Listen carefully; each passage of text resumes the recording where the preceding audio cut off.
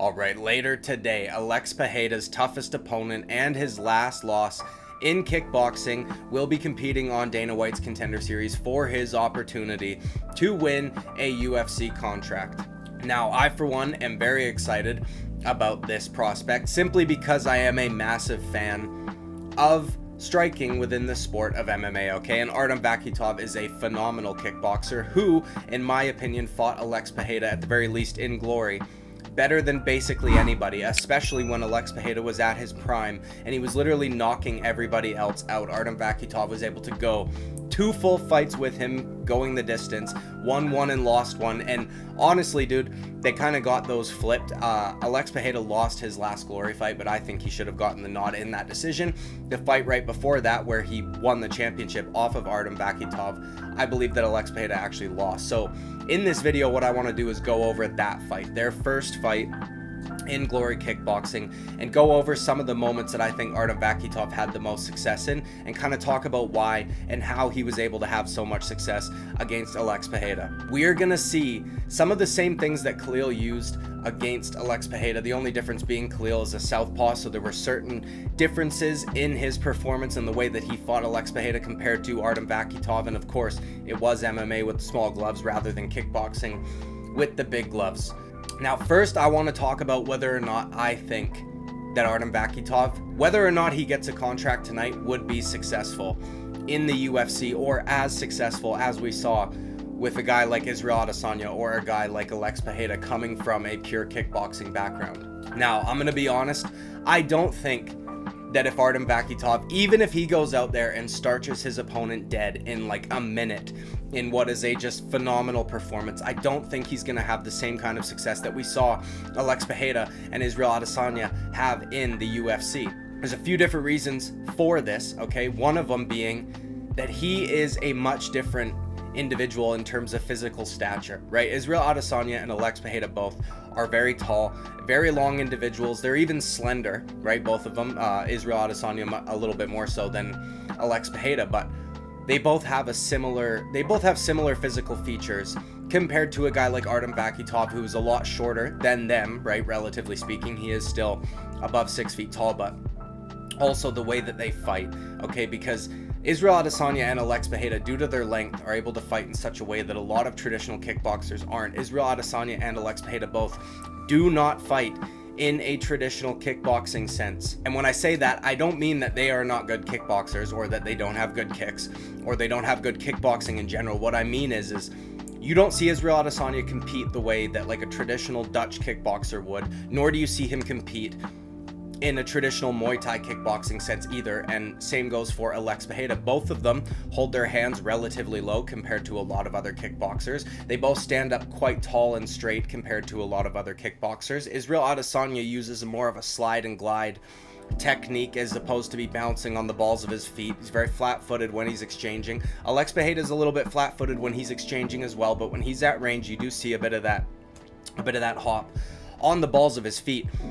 Whereas Artem Vakhitov, this guy is like pure traditional Dutch kickboxing, hands up high. Sometimes when he whips a leg kick, he's not even, you know, pulling the arms down because he's trying to keep his hands up there at all time. The combinations are very much so from a traditional Dutch kickboxing background, and I just don't know that that style is going to be conducive with doing well in the UFC. I think that it's going to be easier for him to get taken down, unless, of course, he has amended his style or adjusted his style to fit a more mixed martial arts surrounding. But, you know, I feel like habits are going to be hard to break because this has been what he's been doing for so long. Whereas a guy like Israel Adesanya, a guy like Alex Pereira, they always fought kind of, I guess, unorthodox, you could say, in a kickboxing sense. So let's get started right away with the first fight between Artem Vakhitov and Alex Pereira. We can take a look at what things he did well, what kind of, you know, person we're going to be expecting in there, what type of fighter we're going to be expecting in there, what we can expect to see, what combinations he likes to throw,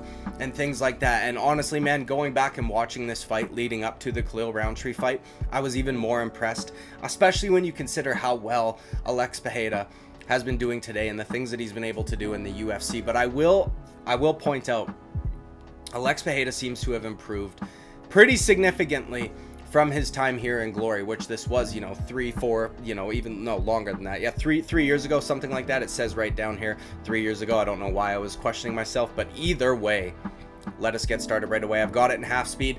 Hopefully Glory does not copyright me, but either way, we have here Alex Pereira immediately starting off with a teep to the body, which is what I thought he was going to utilize a little bit more against Khalil. Now, as the fight went on, he was able to stab those in a little bit more than the early going. They weren't working as much for him earlier on. Khalil seemed to be ready for basically every single one of Alex Pereira's major weapons that he likes to come out and use.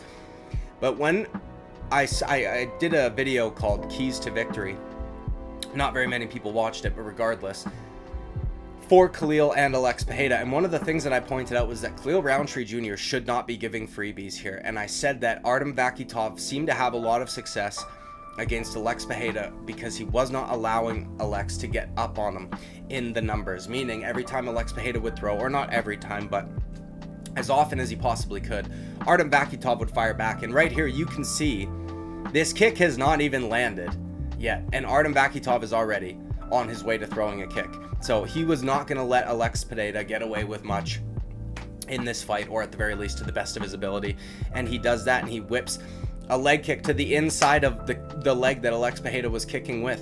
You know what I mean? It's a little odd that he went there and not the outside, but he just knew that leg would be there, and I'm not going to let him get away with much. I'm going to skip ahead 5 seconds here. We're at 8:17. Okay, and we're going to see this here again. This is something that he really made a focus throughout the fight. Okay, he throws up a head kick, and by the way, he did a lot of those head kicks knowing they're not going to land cleanly. But another key that I gave for Khalil, and we kind of saw this play out in the first 2 rounds of his fight with Alex Pereira just last week, was pressuring Alex forward, or trying to. It's a lot easier said than done. Obviously, Artem Vakhitov is a very skilled kickboxer, so he was kind of able to do this for large parts of this fight, and when he was able to get him on the back foot, he had a lot of success. That head kick that he's throwing up there is intended to corral Alex Pereira, to get him to address something and to have to take a step back and reset. But here we have Alex Pereira now coming forward, and he is going to poke a jab to the body, and look at this, man. It's not even landed yet. And Artem Vakhitov, I mean, these instincts, you know, this takes years and years and years of practice. This is why we see Alex Pereira coming into the UFC and being able to just decimate guys that were considered high-level strikers from a mixed martial arts standpoint, because their reaction time, the things that they're looking for, how quickly they're going to counter, is just on a different level. And Artem Vakhitov, before the body jab even lands, but he didn't start the kick until the body jab was being thrown, he's throwing a kick to the inside leg, right? It's just not letting Alex get away with any freebies whatsoever. And then we'll see here, we got Alex Pereira will go for another body. So Artem Vakhitov throws out a jab, comes in. You notice how high his guard is, eh? This is how I think he was able to stay safe for the majority of this fight, because he didn't get knocked down at all in this fight, or even really wobbled. He's got, first of all, a hell of a fucking chin, and we will see that later. But he kept that right hand was so disciplined all night long, and this is one of the reasons I think that he probably won't have as much success in the UFC. So Alex Pereira and Israel Adesanya both, like we spoke about earlier, keep their hands relatively low, okay? Which means that they rely a little bit more on head movement and movement in general to get out of the way of shots, right? Artem Vakhitov does not do that. He very much relies on the size of his gloves. He is totally reliant for his defense, at the very least up top, on his kickboxing gloves, and I think that that might be an adjustment that, like I said, even if he gets past his opponent tonight, could cause problems for him in the future. And then we have Alex Pereira here, throw a body jab. You see Artem Vakhitov do what so many people do, right? This is how Alex Pereira sets up that left hook. He starts parrying to the rear body, or pardon me, he starts parrying with the rear hand to that body jab. But then we have Artem Vakhitov immediately. Alex Pereira is planted on that lead leg. You know, he's flat-footed on both of them, and he blasts it out there immediately, not letting him get away with a freebie. And you could tell that that one kind of buckled his legs a little bit. Now Alex Pereira tries to play it off and squat, but you know, that one clearly hurt. They see this combination here. He gets the guard split, But those gloves, you could tell, were giving Alex Pereira troubles all night long. That left hook, not a single time, I don't think, landed cleanly throughout the course of this fight. He stayed very disciplined. Alex Pereira winds up a leg kick, and what do we see? Alex Pereira throws a jab, and right there again, not letting him get away with shit. You are going to land on me, I will land on you right back. And this is something that I think Khalil did different from a lot of people. A lot of guys are like afraid to throw against Alex Pereira, right? Because you don't want to leave yourself open for a split second, because he could fucking kill you, essentially. Artem Vakhitov, there was none of that. He was a pretty young man in this fight. I believe he was like 29, maybe 30 years old, and, you know, prime kickboxer. But look at the stature of him compared to the guys we see Alex fight in the UFC. I mean, even Khalil Rountree, right? They're about the same size and height and stuff like that, but this dude's not overly athletic. His kickboxing technique is just so good. We're gonna skip ahead to 8:55 of the YouTube video. I don't have it by time on the clock, because this is on YouTube, of course, but either way, we see again Artem Vakhitov. Now this switch kick that he throws to the head, or at least I believe it's a switch kick. No, look at that. He timed that so perfectly. He threw the right hand out, and that partially lands. His head kicks are beautiful. The reason I was bringing up the switch kick, we saw it earlier on in him trying to get Alex Pereira to corral, or trying to corral Alex Pereira. I think we could see him using that tonight, because his head kicks are so fast and so hard off that lead leg, especially, that you have to address it. It's not something you're going to catch or try to counter. Like, you need to get the fuck out of the way. You need to get both hands up to block, or you know, you'll go to sleep. But he got the right hand out there a little bit. Alex Pereira had just thrown, so he was kind of leaning that way anyways, and just the instincts are so good, right? The toes kind of went around the glove there, and he partially landed. Now, it wasn't anything substantial, but it's just forces Alex to pressure, or it forces Alex Pereira to kind of go back to relieve the pressure that Alex Pereira would oftentimes be putting on his opponents, right? And we saw this pretty much the entire fight from Artem Vakhitov. Now here we have another moment that I wanted to go over. We're at 9:10 in the YouTube video. Let me just scroll down a little bit, my notes. Now here we have what I've got this marked down is a good example of what happens when you don't just return with something off the body jab, okay?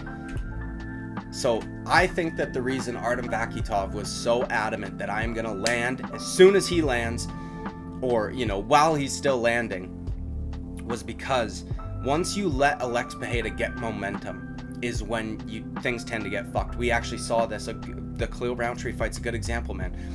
Towards the end of round 3, even, you know, midway round 3, Alex Pereira started having a lot of success. As we got into round 4, that shit was over. Like, it was like pushing a snowball down a mountain. Do you know what I mean? And it just kept going and going and going until eventually Khalil Rountree, and credit to him, couldn't take anymore. But I think that's why this was such a big part of Vakhitov's game plan. So you have Alex Pereira here, throw a little left hook around, and then why do I have this time right hand,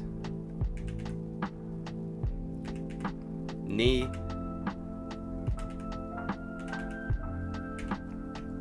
I'm going to go back a little bit. I might have been a little bit ahead. That might have been what I was talking about after the fact. So when he lands a body jab, yeah, you don't return fire. What we get after is him gaining, he starts to pour stuff on after. Now, keep in mind, this isn't half speed, right? Like, this looks slow, but it is obviously slowed down. But then you have Alex Pereira without getting anything returned on him. We get a leg kick, right? We get a left hook around the guard, which did partially land. And then we get, you know, a right hand that misses. We get a knee to the body, something that Alex Pereira does in this fight. I don't know that I have any moments of these prepared for you guys, but he, from range, knees the thigh. So it's an odd thing, but it seems to work. And I guess when you are, you know, not concerned about getting taken down, you can kind of do shit like that, right? But so that was why I think, now that wasn't like some crazy onslaught, nothing really substantial even landed, but it was just that, especially in kickboxing, like, you don't want to get behind on the numbers, right? And the one moment that he kind of just let a body jab go, Alex Pereira then built on it, and all of a sudden now we've got 5-6 unanswered strikes. Do you know what I mean? In Glory, damage literally is the first criteria, so that shouldn't matter. But oftentimes, dude, listen, we know how incompetent judges can be, so I wouldn't be surprised if that helped sway things. Now I'm going to skip ahead about a minute here. This should be good. Then we get Alex Pereira here. Right, this is crazy because we don't see people do this shit in the UFC except for, I guess, Israel Adesanya, right? Alex Pereira's jab, knee to that dude. That's what I'm talking. You saw that guy's head get snapped back. This dude's got a hell of a chin, okay? Left hook, right? And he just throws back an overhand. He times it perfectly. He knows the left hand is now out of commission at the very least for a second, even though Alex Pereira's got a beautiful counter right hand. He just throws something. He's more than willing to be in there in the pocket with one of the most dangerous strikers to ever fucking exist and just throw an overhand right. And quite frankly, that overhand right kept Alex honest all night long.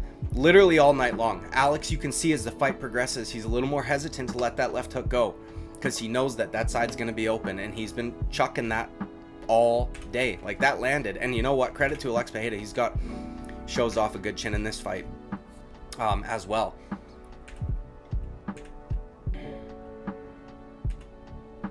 See, has defense, crazy discipline, man. Such a high guard. And Alex Pereira splits the guard there with that right hand, but that left hook doesn't really do anything. Right, that was more of a shovel hook, but it's just to show how... And then he slips. This is a beautiful moment right here. He waited. This is something he does so beautifully too, which is like a lot of guys, again, are afraid to do this against Alex Pereira. Counters with the left hook, but look, that right hand gets through, lands on the chin, right hand, just throws a combination, just showing him, like, I am not afraid to stand and strike with you. And he got out of, he waited. He's got that very high guard until it's time to go. And then he goes. And he's not going to not throw because he's concerned about what's coming back his way. We get a left hook counter there as well when Alex goes to the body. And he follows up with a leg kick, which he so often does. In his fights, he's a very good leg kicker. Like I said, dude, though, traditional Dutch kickboxing is what we see from Artem Vakhitov more often than not. This is how he fights. And this is why, while he had a ton of success in Glory kickboxing, I don't know that we see that kind of success in the UFC. I don't know that he's going to be able to be fast-tracked the same way that Alex Pereira was, because I don't know that even if he's given those opportunities, that he'll be able to make good on them. Now we're going to skip ahead here, which to a moment in round number 2. Okay, now immediately to start round 2, this is what I'm talking about, man. Again, no more freebies. This is like reminiscent of Yuri Prohaska, except off of the rear leg as opposed to the lead leg, right? Start of the round, Alex Pereira just whips up a high kick. But what does Artem Vakhitov do? Gives him one back to the body, tucks it right under the elbow. Beautiful switch kick to the body from Artem Vakhitov. Once again, not letting Alex Pereira get any freebies, not allowing him to build momentum, and forcing him to step back and kind of reset, right? So I expect to see very aggressive striking style from Artem Vakhitov tonight in the UFC. And here's just a good example. Now, he is a few years older, so maybe we can't expect this from him, but holy fuck, this guy's chin is out of this world, okay? Gets out of the way of that right hand, partially at least. And then we get, I don't know how he ate this. That switch, dude, this is what I'm saying, though. He relies a lot on those big gloves. That might have just been enough. Like, his glove might have just taken enough off that he did not get starched. But you can see his head get snapped back. He just ate that knee, a left hook around the guard. And that one probably did hurt him a little bit because he backed up. He didn't immediately throw anything. Big right hand from Alex Pereira again. And then he clinches up and he's good, dude. He just... crazy fucking chin on this guy, okay? Which is, you know, even more exciting. Makes it even more exciting because even if he does get into a firefight with a guy that is a very good MMA striker, who his opponent that he's fighting tonight does have quite a few KOs, it can show you that he's not just a fucking glass cannon. Do you know what I mean? So here we have it. We are at, what, a minute and a half? We're halfway through round 2 now. This is something else to keep in mind, man. Honestly. Okay? Glory rounds are 3 minutes. Glory rounds are 3 minutes long, and their championship fights are only 15 minutes. That's a regular MMA fight with longer rounds, almost, you know, 2 times the length. So something to keep an eye on. We'll see if his gas tank holds up. I would imagine if it's a striking contest, this dude can go all night fucking long. Do you know what I mean? This is what he's built for. This is his shit.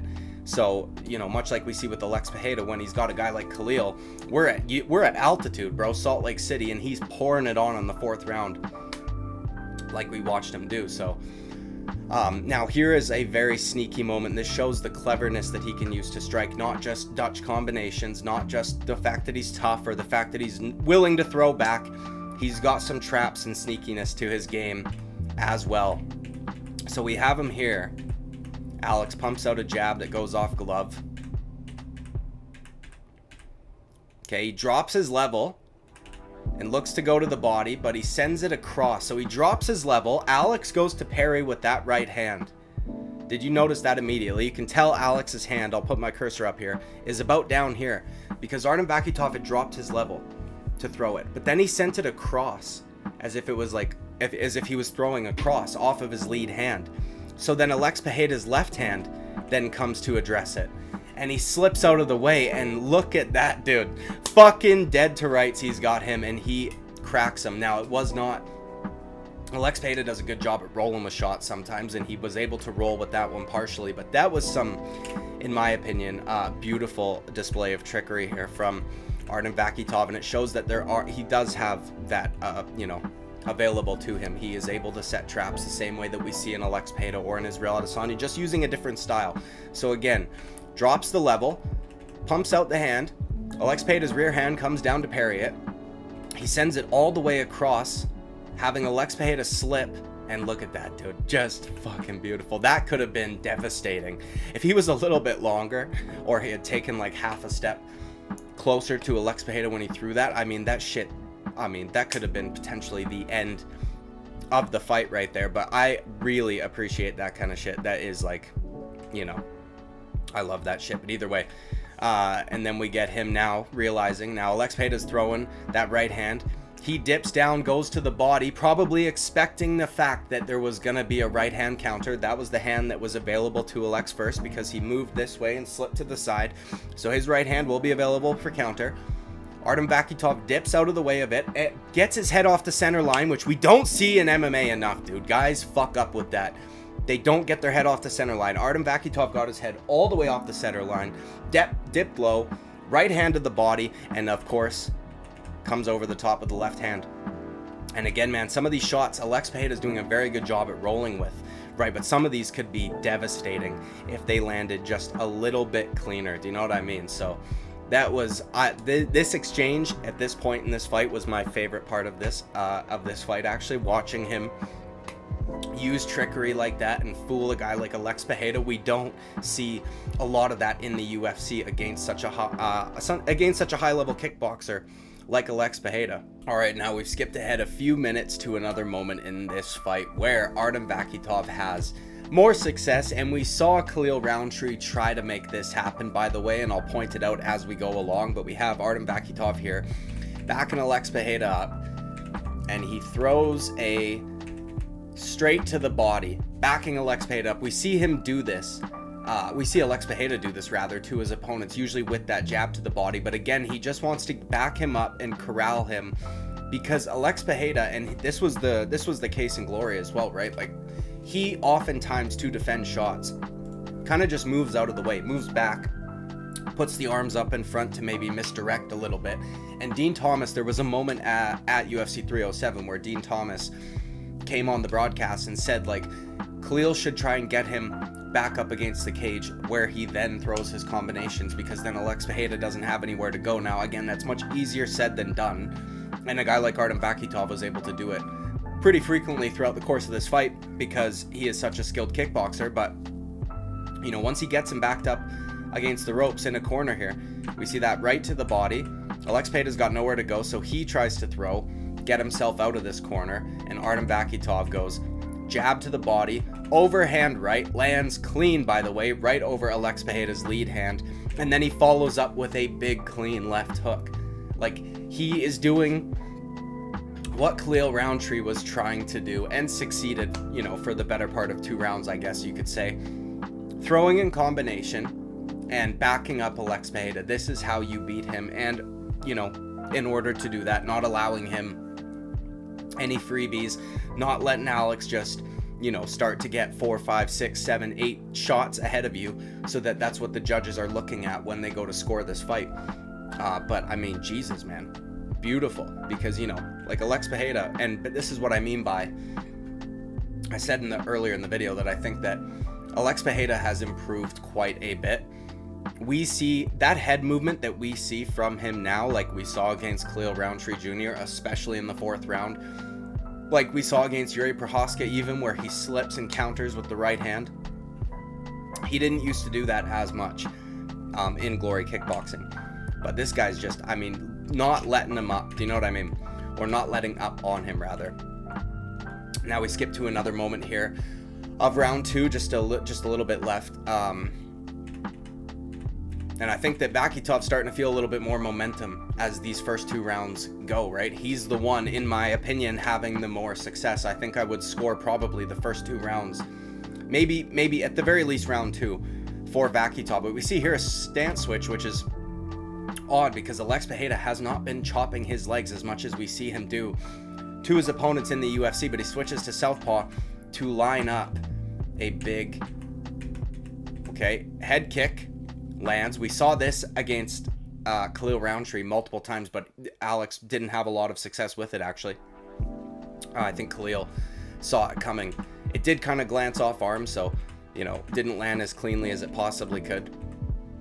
But here we have a big kick to the body from Artem Vakhitov. Tucks it right in under the elbow from southpaw to the liver side. Big body kick. So we're going to skip ahead now. A few more minutes. We're going to jump right into round number 3. One moment in round 3 I want to show you, and then one moment in round 5 that I want to show you. But in my opinion, most of the good stuff came in those first 2 rounds, okay?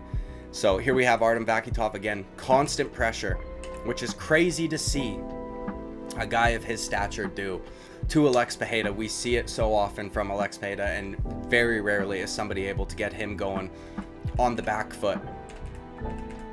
But here he goes, just never letting him up, or never letting up on him, rather. Sorry, I've done that twice now, but, you know, just constant in his face, which probably wore Alex out a bit too. You're on the back foot, you know, for the majority of this fight.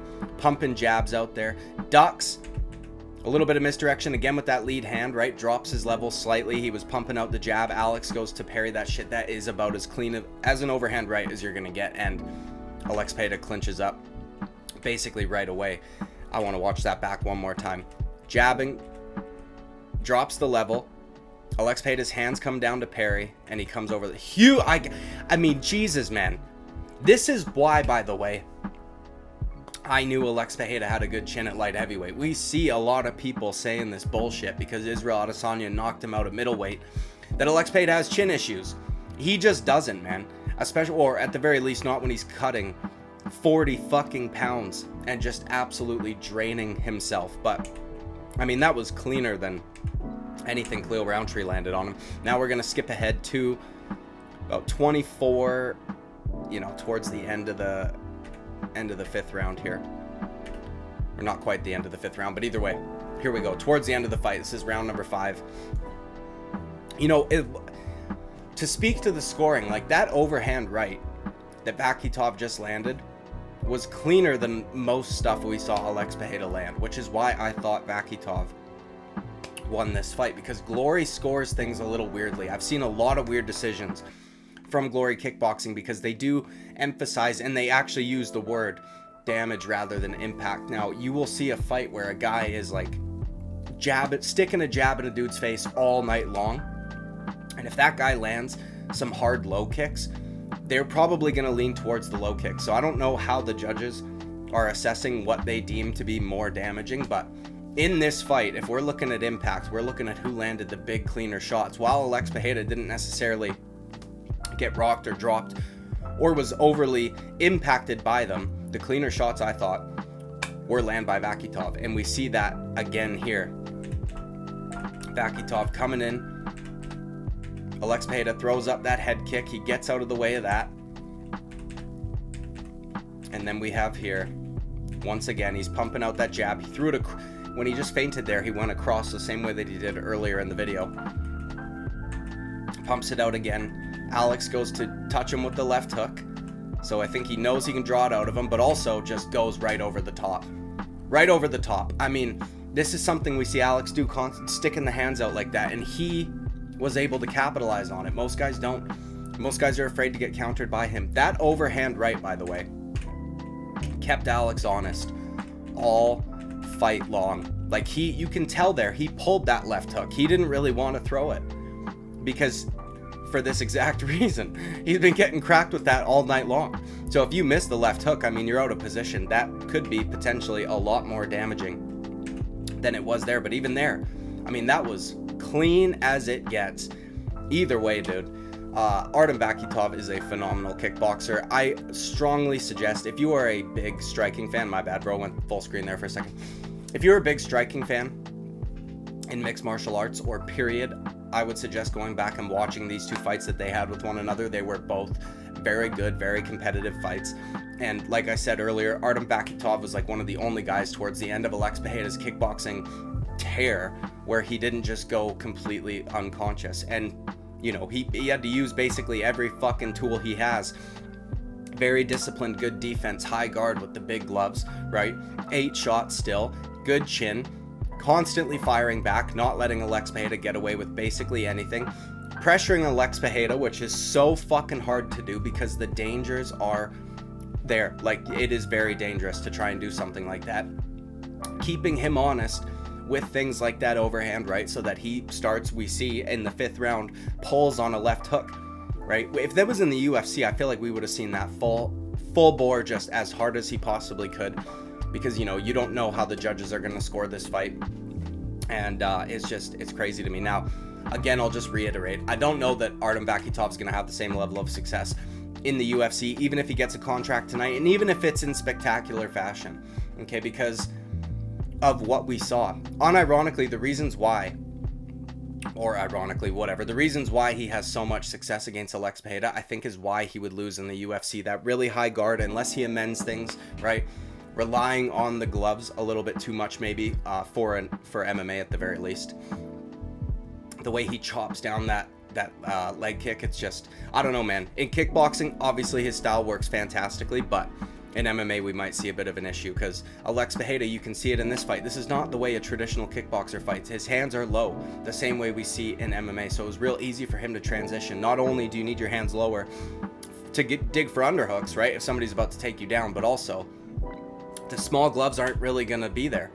I mean, you can block with them, but there's a lot of space to get around, which is why we see Alex Pereira, his defense is, you know, strongly, it's a lot of head movement, right? We don't see so much blocking and shit like that, and it's kind of the case in Glory as well. But either way, dude, can't wait to watch Artem Vakhitov fight tonight on Contender Series. Like and subscribe, I would greatly appreciate it. Let me know what you guys think down in the comments. See you at the next video. Bye bye.